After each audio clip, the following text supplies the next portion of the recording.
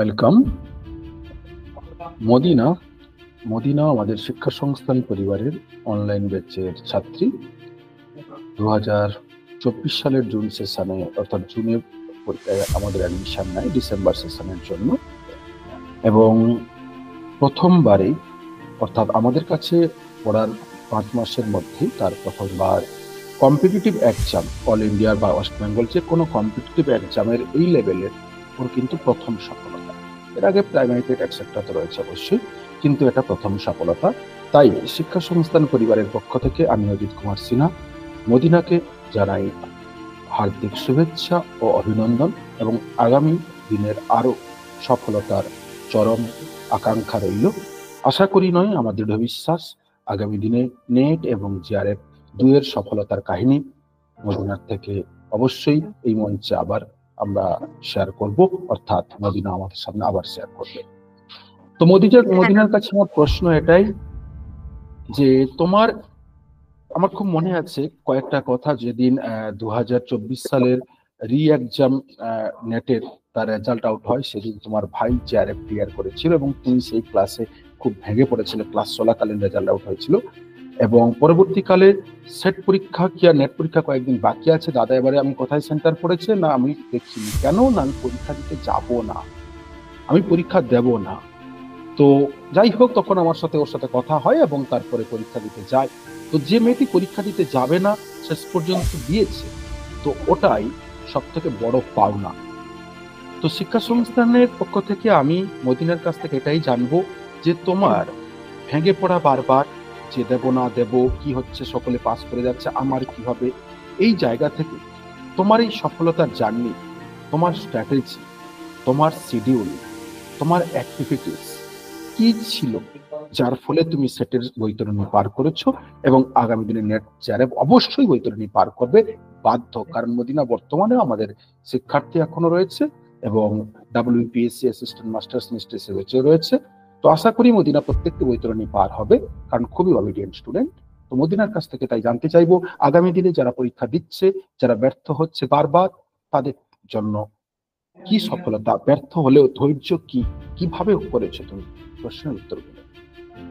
হ্যাঁ দাদা, প্রথমেই আমার সাফল্য বা যা কিছুই হোক, যে যতটুকু পেরেছি বা যতটুকু করার চেষ্টায় আছি, সমস্তটুকুর মানে মূল মন্ত্র যেন তুমি দাদা। মানে যতটা বলবো ততটাই যেন কম হবে।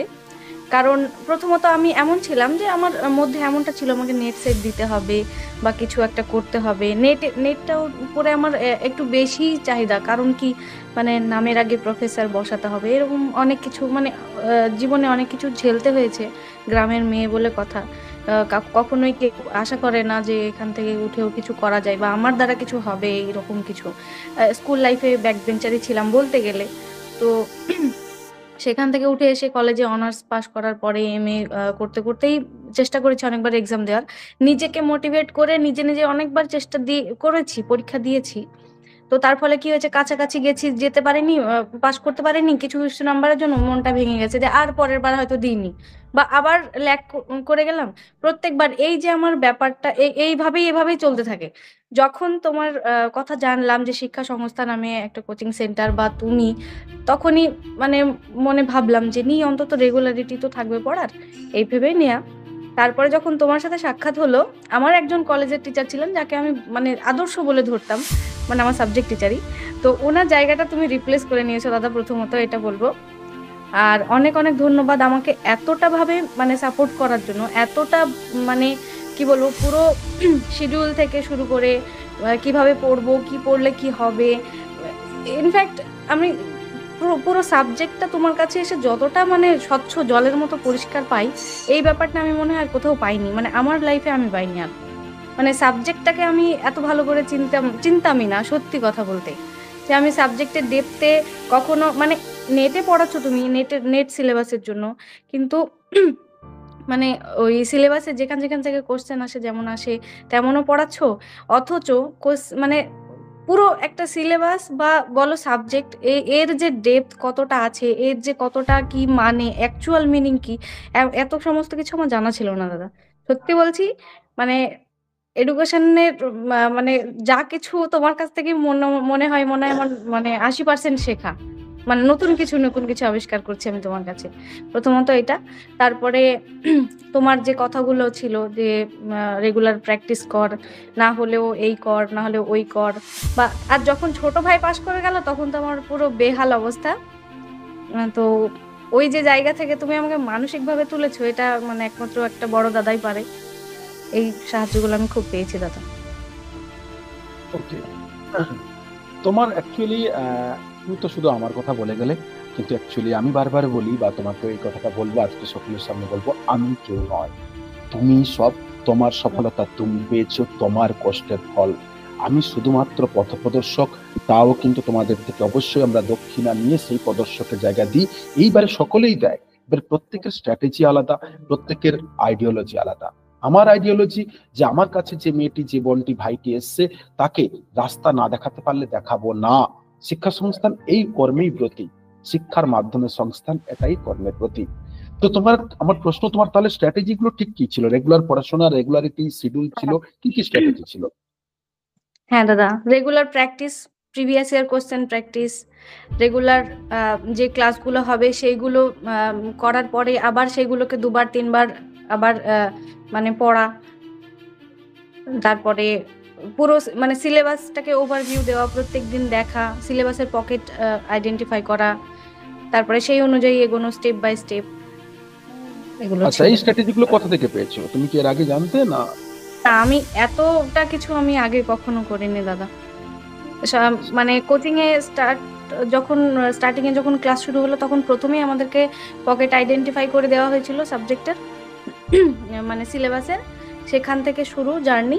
তারপরে সিলেবাসের পকেট জানার পরে কোথা থেকে পড়তে হবে, কি পড়তে হবে, কতটা জানতে হবে, কিভাবে কি কোশ্চেন আসে কি না আসে।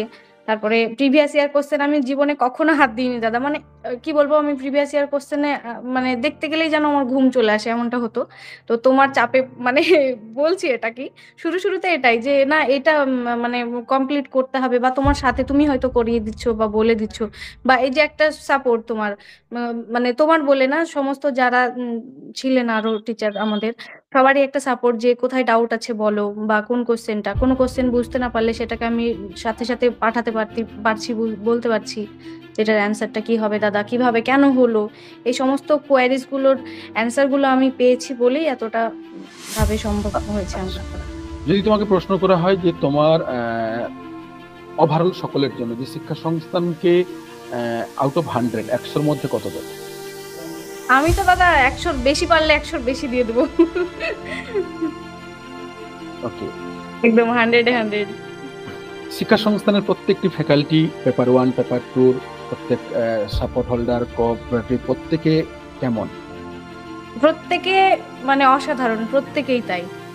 মানে আমি ছোটবেলায় যেমন স্কুলে গিয়ে স্যারদের গাইড পেতাম, ঠিক ওই রকম মানে কলেজ লেভেলে উঠে যাওয়ার পরে কেমন একটা গা এড়া ভাব হয়েছিল সমস্ত টিচারদের থেকে।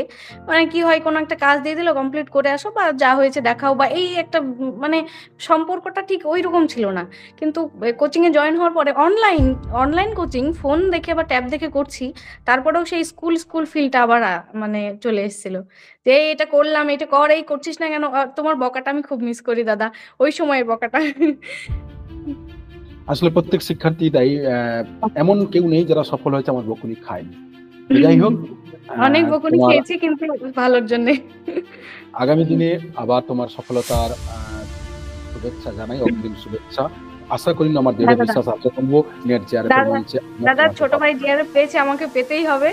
তো এইবার কি হলো, যা পেতেই হলো হবে, আমি তো পুরোটাই। রেজাল্ট এখনো দেখতে পাইনি, দেখি কি হচ্ছে, তারপরে মানে পেয়েই করেঙ্গে তো। যে মরেঙ্গে, আর লড়বো নাই আরেকটা লড়বো। কথা, এই তো কারেঙ্গে মারেঙ্গে। আর আরেকটা কথা, মারবো যখন হাতি মারবো। মশা মারবো না, হ্যাঁ, মশা মারবো না। একদম। আমার ট্যাগলাইন এটাই, মারবো যখন জিআরএফ মারবো, সেট নিয়ে নেট নিয়ে কি হ্যাঁ করবো, মারবো তো হাতি মারবো, মশা সেটাই, কেন। যাক ভাতা দিতে সেটটা হলে পাস করার পর সমুদ্রেই দেবো, নিজের ভিতরে পুকুরে তো একটু সকলেই কনফিডেন্ট দেয়। আসলো যে আমার দ্বারা হবে। এটার পরে একটু আচ্ছা, কনফিডেন্ট আসলো যে আমার দ্বারা হবে। আর আমি যা ফাঁকিবাজ দাদা, আমাকে দিয়ে তুমি পেরেছো মানে তুমি যে কাউকে দিয়ে পারবে। মানে যে কেউ তোমার কাছে পড়লে পারবে। আমার আমার মানে নিজস্ব বলা। তাই আমার মতো ফাঁকিবাজ মেয়ে পাস করেছে তোমার কাছে থেকে তার মানে আর কেউ বাকি থাকবে না। আমি তো একেবারেই কাজ করি না। মানে পুরো কামচোর বলতে গেলে। না, মোটেও না। তুমি অবশ্যই খুবই obedient এবং এগিয়ে চলো। তোমার পথ চলার সাথী হয়ে থেকে খুব ভালো লাগবে। আশা করি ভবিষ্যৎ জন্য এগিয়ে চলো। অনেক, অনেক শুভেচ্ছা রইলো। ধন্যবাদ দাদা। ধন্যবাদ। হুম।